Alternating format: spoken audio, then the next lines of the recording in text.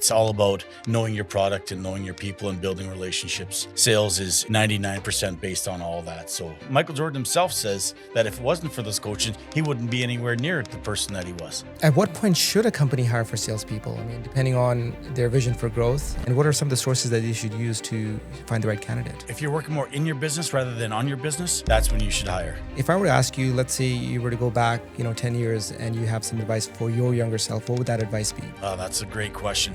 I would say...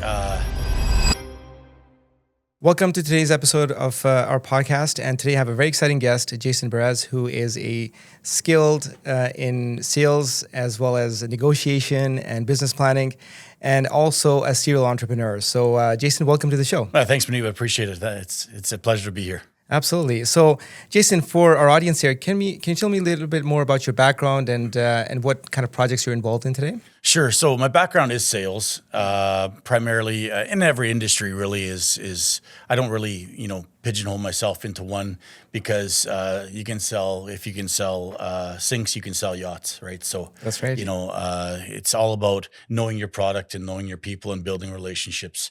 And so sales is 99% based on all that. So, let's start there. And then I've started a sales consulting and training company around that. But at the same time, we do also like executive coaching and premier coaching, I guess, if you want to call it that. I actually just seen a clip here recently about a guy, I think he was a professional athlete, and his message to everybody was everybody should have at least one coach. Some should probably have 10. Right. And if you stop and think about that just for one quick second, and you think about, I wonder if I could have somebody who would give me a hand with this, at doing whatever you were doing. And if you had a coach to help you through that, it probably would have made the process easier. And I think about that for myself as well. And I think, gee, I really wish I had a coach that would be, fluent in what I'm trying to do here and help me through this, right? Because let's face it, talking to your spouse or talking to your friend or talking to, an industry member doesn't necessarily get you over the next hump, right? It's always somebody who has, maybe thinks outside the box or has a different view or a different lens on the whole situation. So that really rings out to me that, you should probably at least have one coach and, probably should have 10 at times, right? So, that's so interesting because a lot of entrepreneurs don't understand the value of coaching. Right. And, it's really underestimated as far as how much you can actually create an impact in your business by having a coach. Right. And some of the best athletes, some of the best professionals, some of the best business owners, they have coaches, they have guidance that they need at times to propel their business forward. So why is there that mindset that you can do it all yourself and you don't need this guidance? I mean, what hampers them from having a coach? And that you nailed it. It's a mindset thing. And so if we want to look back at guys like I'll revert to sports because I really am a sports enthusiast. If you revert to guys like Michael Jordan or Kobe Bryant, the guys who were the best at their practice, how many coaches did they have? Lots, yeah. Right? They had 10 plus. Do you think that they needed a coach? They did. Not everybody else who looks at it from an outside lens thinks you don't need to. How are you ever supposed to coach Michael Jordan? He's the best at what he does, right? Michael Jordan himself says that if it wasn't for those coaches, he wouldn't be anywhere near the person that he was. And it's all about A, motivation, B, having the ability to connect with somebody in order to get them to that next level. Everybody can be great. Everybody in your own mind should tell yourself that you're great. Now it's just how do you get to that point? And whether that's with a coach, whether that's with somebody cracking the whip, and some days that's really what people need is to crack the whip. That you need that reminder that says it's time to get up. You have to get to it and practice what you're good at in order for you to get better. And it's day by day by day. You don't do it today for next month or next year or the year after. You may do it for today, for tomorrow. You may do it for tomorrow, for the week after. So you kind of have to, keep that in mind that if you do have a coach or if you are looking to get to that next level, make sure you find a coach that is going to motivate you and change your mindset that says, I'm just average into I'm just great. Right, right. So you do sales coaching as well, I do. right? And you help entrepreneurs kind of break that mindset of how they can actually increase sales in their business and maybe have a strong sales team and so forth. Yeah. What is it that, I mean, we often say that the recipe of any business's success is obviously marketing, innovation, and then also making sure that you are effectively selling your services and products online better than your competitors. So how do you help businesses gain that competitive edge? What do you feel is important? What is that key thing that can help them gain that competitive edge when it comes to the sales side of things? The actual human touch. Hmm. Being able to have a conversation like this rather than something that's online or virtual. I get it. You can't do that all the time. I understand when the person's halfway across the world, you can't just, drive down the street 10 minutes and have a meeting with them. I get that. But if you have the opportunity to actually, either them to come to you or you to go to them just to sit down and shake hands, that propels your business 90% faster than it does. Think about it. You're selling product X. There's 100 other people selling product X. Unless you have some niche product that you absolutely have dreamt up that is going to change the world, not everybody's going to come to you for it. You have to go to them for it. And so if you know that company X is in the market for it, the best way to do it is to actually have the sit down and make that relationship. The people who I've found that you can sit across the table from somebody, look at them in the eyes, shake their hand, dare I say, smell them, be in the same room with them, that makes your connection 10 times greater than having an email chain or a virtual reality or a virtual meeting. Yeah. Yeah, it propels that business that much faster. That's what I would say to them. And like I say, it can't always happen that way, but if you can make it happen, if not, you have to make your product stand out one way or the other. And so whether that's by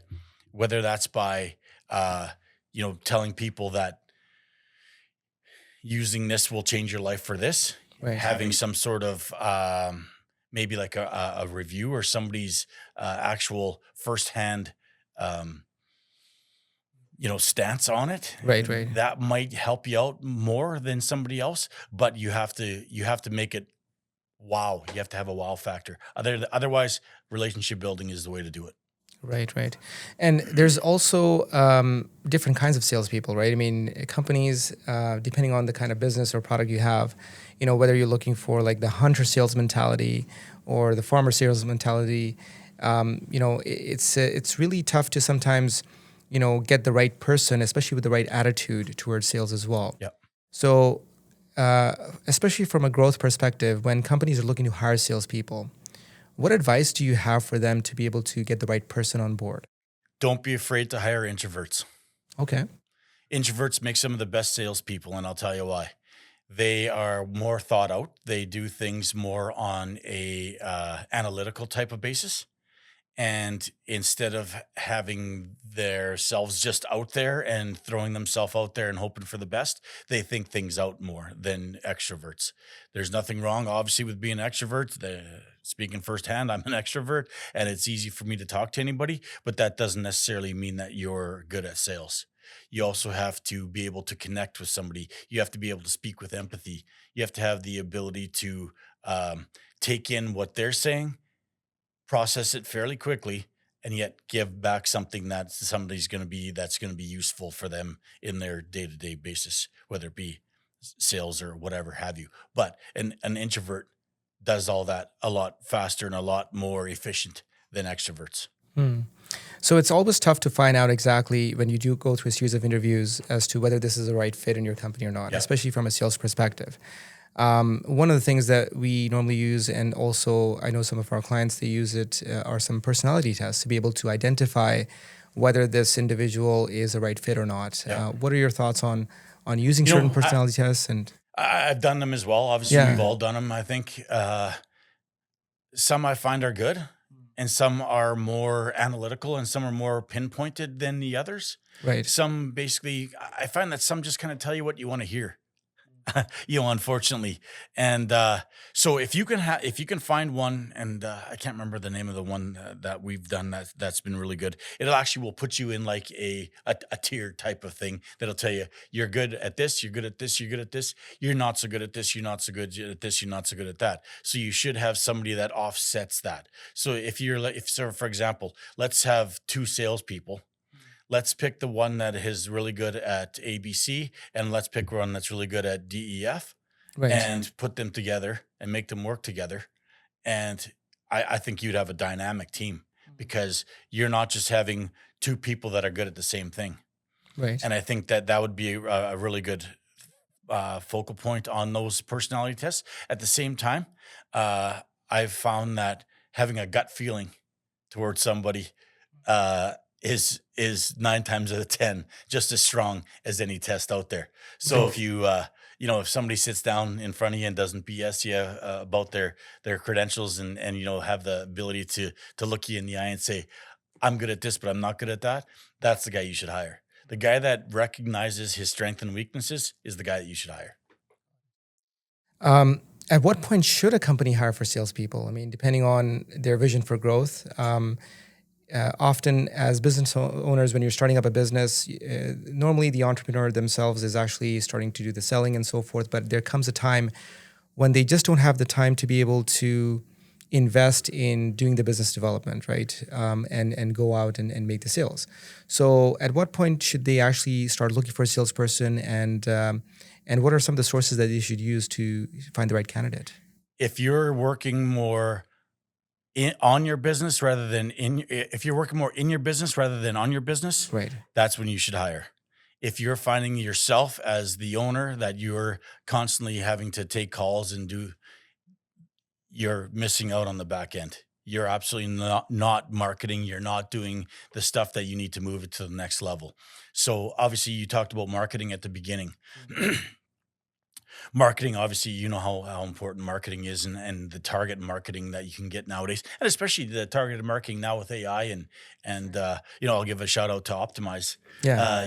Having an ability to use a tool like Optimize and have that targeted audience marketing versus just throwing something against the wall and hoping that it sticks, is a big difference, right? So if you get to that point where you're doing so much front end business that you can't not do in the back end business, there has to be a fine line there. Obviously, as the face of the company, so as Manib, as you as the face of the company, Yeah. you have to be out there. You have to have the ability to be the front man. It's no different than any band, right? The front man of the band is the guy that does the interviews and does he's the for all intents and purposes, he's the guy, right? He's the That's man, right. right? And if you can differentiate in your own mind that you need to move the needle forward on sales without compromising your marketing side of it and the relationship building side of it and the back end side of it, that's when that salesperson would come in and take that over. At that point in time, it may be a good time to bring in somebody who's in sales who has a different focal point or has a different lens than what you're looking at as an owner. And it may be even through a different network. It may be through a different chain. It may be through a different social media platform, whatever. It's all about what the next person will see and how it'll take you to the next level. Right, right. So when it comes to building a sales team, right? I mean, definitely you've hired your first salesperson. Now, let's say you want to grow your business and you want to build a sales team. That's usually a very tough challenge because I've known a lot of businesses that have struggled to, well, first and foremost, hire the first salesperson. But then as they grow their sales team, there's a lot of conflicts that start coming up. There's lots of challenges in terms of making sure that there's accountability between, the people that are working towards the same goal. So how do we navigate some of those challenges and make sure that the sales team is, first of all, we hire the right people, as we grow the team, and then secondly, how do we keep them accountable to make sure that they are meeting those goals and going forward in the right direction? And first of all, so we'll start with the second question. Yeah. Having a CRM like Optimize, Right. will keep people on track. and you can use it as a tool that would be not necessarily micromanaging anybody by any stretch of the imagination, because that doesn't get anybody anywhere. Let's face it. Right. If you want to lose people, micromanage people. That's how it goes. So if you have the ability to connect to somebody, and then you have a tool like Optimizer, CRM, that keeps them on track, on their own sales track, that they can look at, that's probably the first step. Number two would be your first question. And it goes back to the introvert extrovert thing that we just talked about. Make sure you have a nice mixture of salespeople. Don't just have the sham wow guy. Don't have the Vince that just yells how great everything is. Make sure you have somebody who is grounded, and have somebody that has the ability to create relationships and has somebody to do that. And then the third part of it is have a coach. Right. Right. That to me, as somebody on the outside looking in on a company, and this I've got this from experience, is that the people who hire coaches, especially for the business owner that hires a sales coach for their salespeople, they do it because now they're not accountable. As a sales coach, I don't have any skin in the game in your company, correct? Right. So I don't own anything in this building. But yet at the same time, when I sit across the table from a salesperson that you've hired, they look at me as an outside source. They're not looking at me like I'm their boss, because you're their boss. And so I have a more influence on their mindset, rather than the guy that sits across the desk that strokes their checks for their paycheck. It's a different mindset, because to me, it really doesn't matter whether you have a job or not. Right. I'm here to make your job as best as you can make it. And so let me help you get to that next level, and let me take it to the next level with you. And your boss will be happy. You'll never have to talk to him again. Right. Right. Right. So there's that side of it, where if you hire an external coach or an external somebody to move your sales team forward, that's the key to it, is that they're not looking at me as their boss, because their boss is the guy that sits in the corner office and looks at the numbers, right? So if you do all of those three things, you'll probably move your sales team forward a lot faster. So, at what point should you be considering to hire a coach in a business? I would say hiring a coach isn't expensive. Right. So it's I would say it's part of the marketing budget, and it should be done. If you're at all reluctant about any of your salespeople or hiring salespeople, hire a sales coach or do sales training first with them then. Right. And then they start off on the right foot. They start off with your vision. They start off with the company's vision, and now you don't have to go and retrain somebody again, right? So we talk about it a lot. Is that if people were trained right, would they ever quit? If people were treated right, would they ever quit?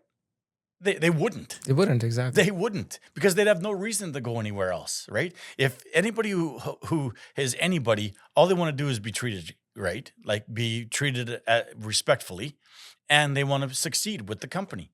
If you are being regarded as a person who is going to be very key to moving the company forward, and you get rewarded for it, that's what people are looking for. Not everybody's looking for a pat on the back necessarily, but there's a lot of people that are looking for the attaboy. Right. Let's go to the next one now, right?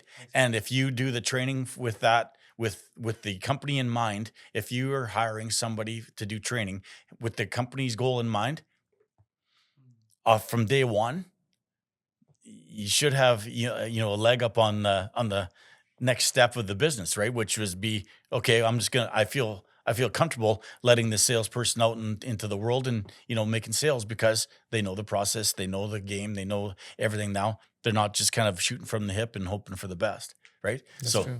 That's my advice. Yeah, so I mean, it could be when you're starting a business, and you're planning everything out. It could be at that stage, and also as you graduate to the next level of the business and you're hiring people, having a coach specific for helping you build a team, and then off to the specific sales departments as well. So I think that's an immense value that they can bring.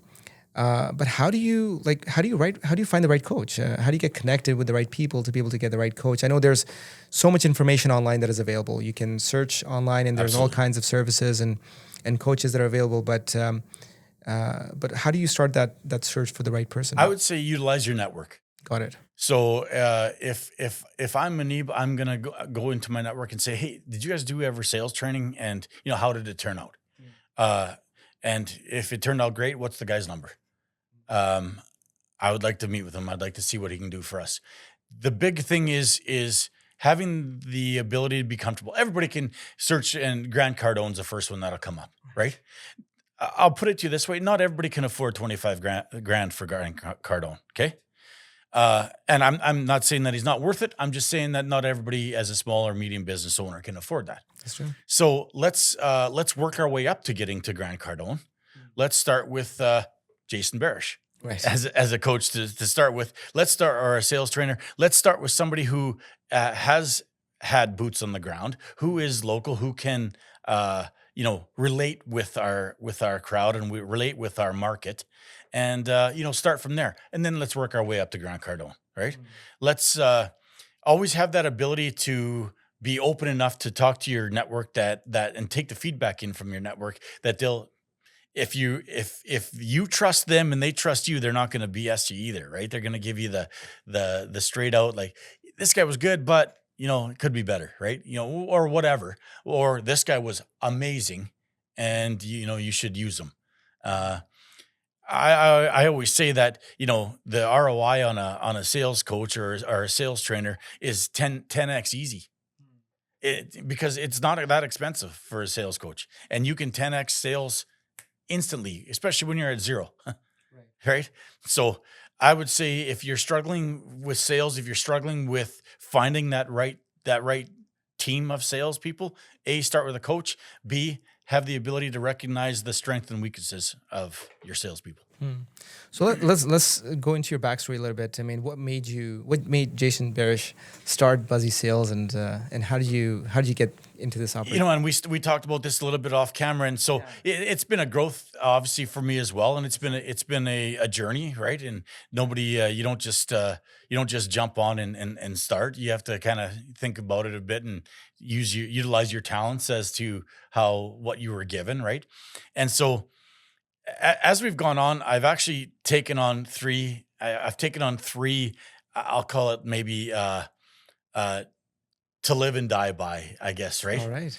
And so, number one is always have an exit strategy.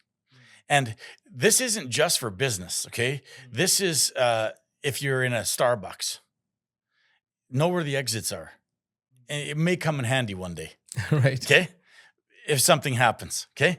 So that's number one. And the exit within a business may be, okay, I'm comfortable enough within my business that I don't want to do it anymore, or I'm not good enough at what I do and I probably should find something else to do, or I'm going to pass the baton on to the next succession and ride off into the sunset. Those could be an exit strategy. Number two, make sure you know who you're doing business with.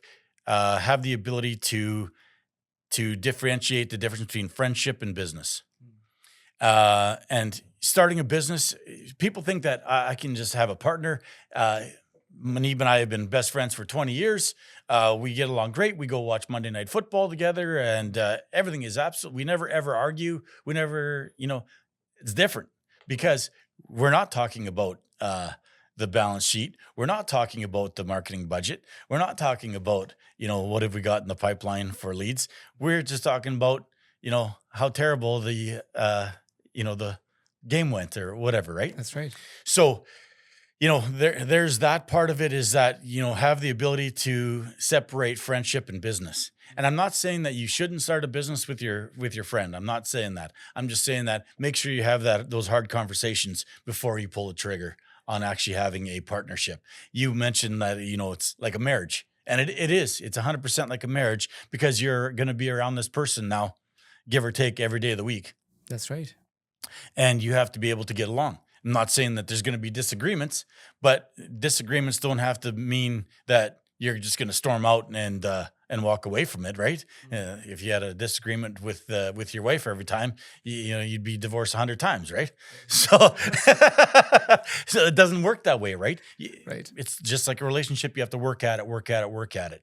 But at the same time, if you do have two people who do get along famously and are be able to run a business, kudos to you. But make sure you know that going into have those hard conversations, going into it. Number 3 is look out for number 1. If you're not looking out for yourself, nobody else is going to do it for you, no matter what. There's always somebody looking to eat your lunch. And so make sure you have that in the back of your mind at all times that, if I can't look out for myself, nobody else is going to make that phone call and do it for me. So those are the 3 that I've kind of built on as my experience. And I call this experience. I don't call this gray hair. I just call this experience. and so, the amount of experience that you can gather, and obviously there's wins and losses in experience. Right. And so take your wins and make them great. Take your losses and make them wins. Right. Got it. Yeah. Yeah. Well, I'm working on my experience as well. It looks good. Yeah. Yeah. So I want to focus on, because I think you've actually touched a very important point about partnerships, right? Because, sometimes it's not easy to do it all yourself, and it can be very challenging at times. And we look at some very successful companies like Apple. You've got the 2 Steves there that built a company. They had very different personalities, and there's a really good book that I read the other day called Rocket Fuel, which talks about having an entrepreneur or having someone who's actually visionary in the company, and then having another individual who's in operations. So the visionary individual, works well with operations because they cannot handle the 2 different levels, right? So you have to have the 2 different levels of, I would say, leaders, in the company, right? And that kind of partnership could work well. So maybe, if you can shed some light about what makes a good partner, and, if you have businesses that, especially entrepreneurs that are looking to bring on board a partner, what should they be looking out for, and what makes a good partner to help their business? That's a really good point. And I think there is that yin and yang part of it as to, I always relate it back to we call it the bird types. And so not everybody can be analytical and not everybody can be the front man. So you have to have, take your pick, right? Somebody has to be the guy that does the owl part of it, we'll call it the analytics side of it. And somebody has to do the rooster part of it. Somebody that has to be that quote unquote front man that is the face of the business. You'll look at, Apple's a really good point where, Steve Jobs was that front man, right? He was the face. The guy's name is Steve Wozniak? Yeah, Steve Wozniak. So he was kind of in the background. He was around every now and then, but he wasn't that guy that was, holding the pom-poms and rah-rahing it, right? And so you can't have 3 front men or 2 front men. For the most part, it usually doesn't work. You usually have to have one guy that's willing to take the reins and, take the crap on a day-to-day basis as well with it. It's not always, rainbows and sunshine as a front man. So I would say, having that yin and yang ability to figure out who's going to be that analytics guy, who's going to be that front man, who's going to be the marketing guy, who's going to have the ability to utilize their biggest sources and their biggest ability, or how do I put this really nicely without offending somebody, I guess. You're not good at everything, Manib. That's right. Yeah. I suck at a lot of things. So as soon as you can recognize that, that's step number 1. As soon as you can recognize that I'm better at something than you are, that's step number 2. And as soon as you can disconnect those 2 from where you want to go take the business, that's step number 3. And so as soon as you can do that, right, you're way better off, not only for yourself and the company, but for your own mindset too. Why would you want to have 10 things on your plate when you can only have 5? You can split it off into, whoever, right? So I would say that would be the biggest thing if you're looking to bring on a partner today. It's really about fit. It's really about how you. Again, it's not going to be your best friend necessarily. Right. It's going to be somebody that you may have met through your network, who you like the way they think because they think differently of you. Not because not everybody's thoughts are the same as yours, which is a good thing. Right. And so have the ability to expand your mind, expand your lens, and have the ability to look through somebody else's eyes and move it forward that way. That's pretty key, and that's a thing that I had to get over as well, because number one, if you don't think you're great, make sure you try and get to your greatness. But B, don't have the ego that's always going to be saying to everybody else, I'm great and you're nothing. You know what I mean? So make sure you put ego aside and make sure you have, business on the forefront. And people hate when I say this. You have to have ego in business.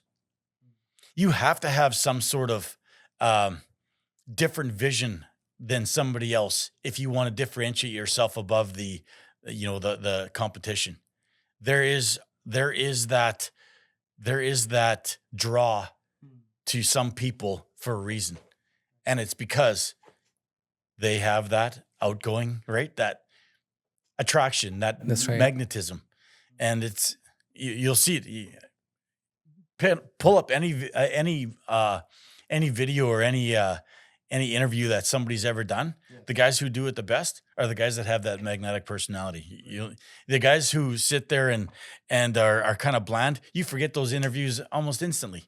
Right. You know what I mean? So that magnetic person, is that ego? Do you think? No, I think part of it, we talk about the alter ego Yes. A lot. Yeah. And I think part of it is having an alter ego.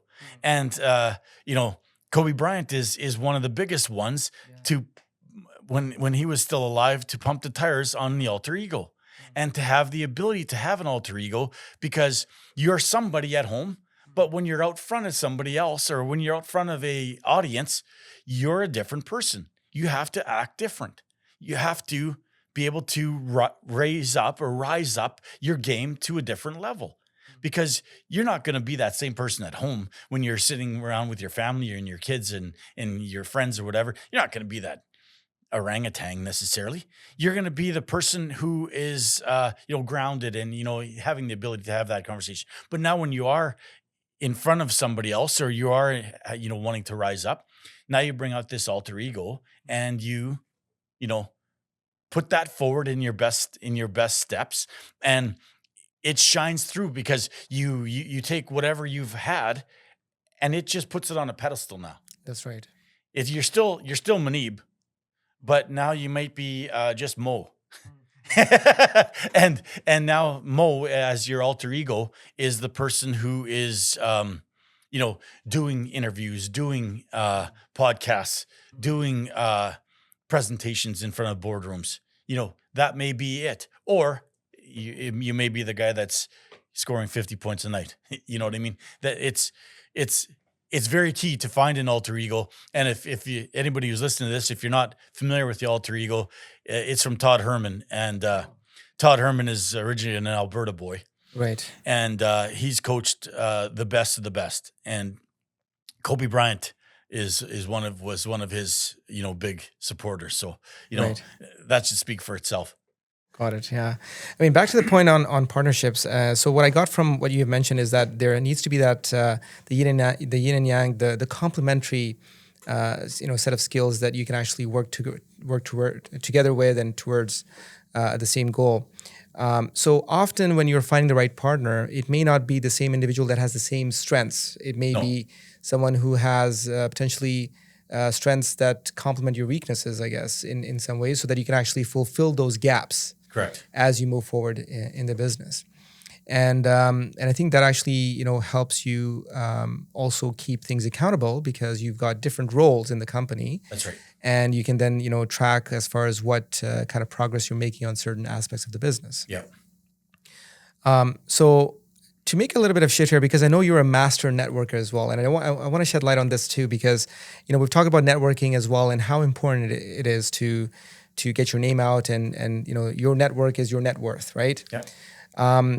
Often it's challenging to find the right communities to be able to network effectively and so forth. So how do you start building a network for any entrepreneur? What advice do you have for them to actually start building a network and to be effectively, network in a group?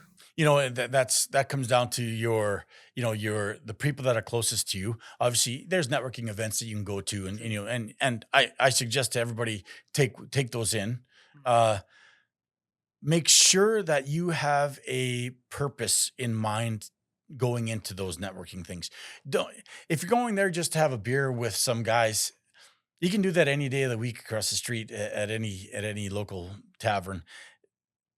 Go in there with the mindset that you're going to take one thing out of there, whether it be a relationship building, whether it be a lead for your business, or whether it be a referral.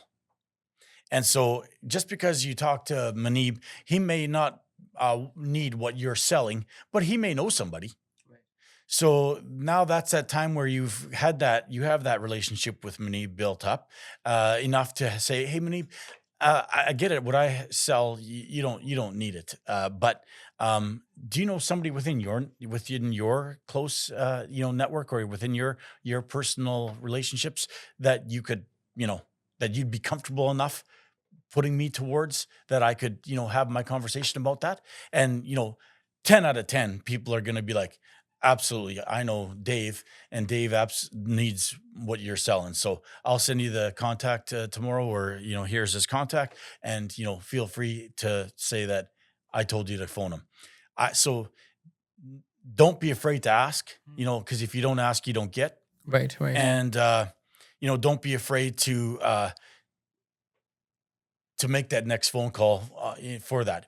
The other thing that I found that really helps on referrals, and people don't do it enough, is phoning back the person that gave you the referral and saying, "Hey, thank you very much. I talked to Dave today, and I have a meeting booked with him tomorrow. So I really appreciate that." Then that's all it would take, or even an email with that in it. Hmm. Now that shows the person that gave you the referral that actually meant something to them, that you didn't just waste their time. That's right. Because if you don't have time, you have nothing. And so I'm not here to waste anybody's time. And so, thank you very much for the referral. And, we'll be in touch. It's all it would take. And the person reading it would be like, "Okay, excellent. I know I didn't waste my time." Excellent. Yeah. So, often these networking sessions, and when you actually go out and start introducing yourself, I find that's very much at the surface level, where you don't really, establish those deep relationships. And you can only have those deep relationships with a certain number of people, right? I mean, it's not a scalable thing that you can do. So that's why it's very important to invest the right time in the right people that can actually help you expand your network and allow that. So I find that one of the things that I would say complements coaching is mastermind groups and so forth. I've been involved in some mastermind groups, and I know personally it has helped me a lot in my business to be able to kind of talk about certain things, shed light on some ideas that I need to implement in the company and so forth. What are your thoughts about having those regular meetups that you have, and whether it's a mastermind group or whether it's an ongoing networking, group that you have those engaging conversations with? Is that more useful than just kind of going out there and spreading yourself too thin across different networking groups? I think it is. And you and I have talked about it in the past, about paid for networking events. Uh, let's face it, anytime you have to pay for something, you expect something. Right. And that expectation might be on yourself to get the most out of your money, right? So anytime there's something free, and I'll use something free in quotation marks, because there is nothing free in this world. But if you go to a put on networking event that you don't have to pay for at the door, your mindset is different, because you're not going in there with that mindset thinking, "Well, I never really, all I'm really putting into this is my time. I'm not really, need to get anything out of it. It's kind of a night out for me." Right. So, if you pay for a networking event and you pay to go to that, now it's like, okay, I paid my $40 or $50 to get in here. Let's make my 40 or $50 work for me here. And so, I haven't seen that person before. Let's go and just, talk to somebody instead of just having a beer with my buddy. I'm never going to pay $50 to go have a beer with you. I'm sorry. No offense, Yeah. but that's just that. Doesn't make any sense in order to do that.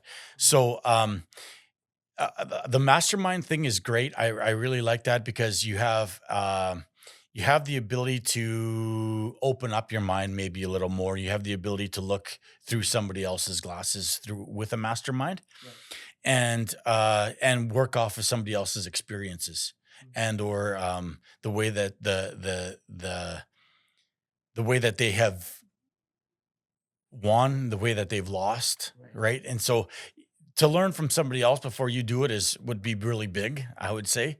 Um, so yeah, I would say that that there is a lot of value in those things as long as you do the right ones, and as you don't just go to every one of them. Right. That's useless. That's completely useless. Make sure that you are targeting your audience. Make sure that you have a targeted stretch or a targeted industry, possibly, of people that you're looking to, connect with. And that would be my thing that I would say to first of all, do your research. Don't just say, oh, there's a networking event tomorrow at XYZ. I'm going to go to that. Yeah. It may be for dentists. You know what I mean? That's right. Yes. So- Yeah. Unless you're a dentist, though. Unless you're a dentist. That's right. Yeah. Got it. So, Jason, I mean, you've learned a lot from the past decade in terms of your experience and dealing with many businesses. If I were to ask you, let's say you were to go back, 10 years and you have some advice for your younger self, what would that advice be? Oh, that's a great question. I would say think it out more. Have the ability to ask somebody from outside your circle that you can use as a mentor. And so I've been very grateful that I've had mentors, and my current mentor is an amazing guy. And so, I guess let's start there. Number one, get a mentor. Right. If you are doing anything, no matter who you are, everybody who's been great has had a mentor. It doesn't have to be somebody that's in your industry. It doesn't have to be somebody that you even know. It can be somebody that you may have met happenstance, and you've stayed in touch with, and you appreciate their view as to how they've done it. A mentor doesn't always have to be somebody who's 50 years your senior. Right. A mentor can be somebody who's younger than you, believe it or not, because everybody has a different mindset and everybody has a different way of looking at things. Experience obviously is a very key thing. It's a very good thing to have as a mentor. But some people experience things a lot sooner in life as well. And so if you can find yourself that mentor who's going to tell you, not necessarily right from wrong, because you should have some bumps and bruises along the way just to learn, but to minimize those bumps and bruises, I would say that's what I would do differently myself, even though I do have a mentor, but I did get him later in life. So I would say that's what I would tell myself, as a 20-year-old, that I would say find yourself a mentor and a coach. Got it. Yeah. And it's been great to actually have a chat with you today to learn about your background and all the skill sets that you've actually had a chance to share today. If people were to connect with you online, where can they find you online? What is the best way to reach out to you? Sure. Our website is buzzysales.com. Our Instagram is Buzzy Sales. Let's see. What else have we got? My email is jason@buzzysales.com. Got it. But there's a connect thing on our website as well. But our biggest thing is, just connect, have a conversation with me before you go and, do anything further.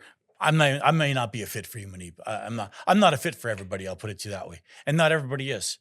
But make sure that, when you do connect with me, you have an open mindset in order for growth. I'm all about growth, and I'm all about moving the needle forward. And you don't have to move the needle from empty to full tomorrow. You can move it up by tick, and that's all you need to do. But just move the needle forward. But connect with me on those platforms, and yeah, let's have a chat. Excellent. We'll definitely include some links, to your contact information in the podcast here. Yeah. Thank you so much again for taking the time today. It's been a pleasure to actually reach out and have this podcast. And we were trying to get this scheduled for a while, and I appreciate you taking the time. Yeah, thanks for having me on. I'd like to just close with just saying, like, my current business partner in my new venture, we are different, okay? And we weren't friends. I met him through a friend, Right. and he's very much more the analytical side, and of course I'm more of that loud and out front guy, right? Obviously, but yeah, but yet I can bring out some of those qualities in him that, to kind of break his barriers a little bit, and he brings his qualities out in me. And so I can, relate to his lens as well. So, that's where we talked about earlier was, having somebody the yin and yang. I'll call him my yin, right, to my yang, because we are different, yet it seems very fluid. And so when you can hit the easy button, that makes your progression in business a heck of a lot easier as well. Yeah. I think the important thing is to actually work towards a common goal, a common vision that you have for the business, right? You may be doing things differently and handling different roles in the company, but as long as you're working in the same direction, that's what's important, and putting the effort. And to have two people with a growth mindset, Yes. is very, very key. Like, very, very key. And again, growth isn't going to just jump off the page on any day of the week, but just have the ability to be a positive growth mindset. That's right. Excellent. Well, Jason, thank you so much. Thanks and I a lot. appreciate you taking the time. You bet. Thanks, Mandeep. Thanks. Thanks for listening to Sask Entrepreneurs. If you enjoyed today's episode, be sure to follow, subscribe, and share it with someone who needs a spark of inspiration. To catch more stories and lessons learned from Saskatchewan's business leaders, visit SaskEntrepreneurs.com. Until next time, keep building, keep growing, and keep Saskatchewan strong. Ciao.